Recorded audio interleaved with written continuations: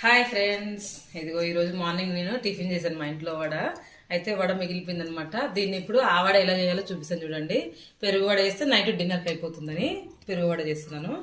దానికోసం ముందుగా కొద్దిగా పచ్చిమిర్చి కొంచెం తీసుకున్నానండి. ఫుల్ స్పైసీ ఉంది, కొంచెం ఎక్కువ తీసుకోండి మీరు.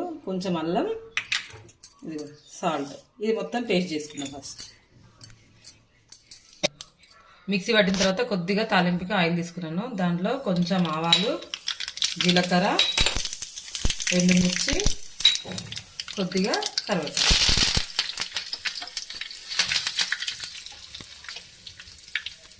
కొద్దిగా పసుపు వేసాను. ఇది ఉంది.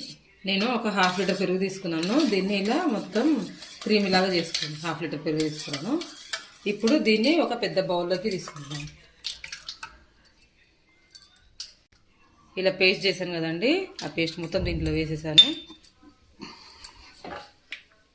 ఇది తాలింపు కూడా దీంట్లో వేసేసాను. మొత్తం దీన్ని ముందుగా మంచిగా కలిపేసేయండి.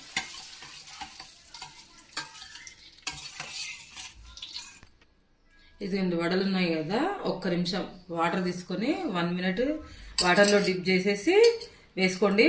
త్వరగా నానుతుంది అన్నమాట. వెంటనే ఇదిగో వాటర్ స్క్వీజ్ చేసేసారు మొత్తం. ఇదిగో అన్ని వడలు వాటర్లో డిప్ చేసేసి దీంట్లో వేసేసుకున్నాను. దీన్ని ఒక 2 అవర్స్ తర్వాత సర్వ్ చేసుకుంటే చాలా చాలా బాగుంటుందండి. ఎమ్మి ఎమ్మి దహి వడ రెడీ. ఇది 2 అవర్స్ తర్వాత అయితే మంచిగా నానిపోయింది వడ. ఇప్పుడు డిన్నర్కి తినేసేయడం.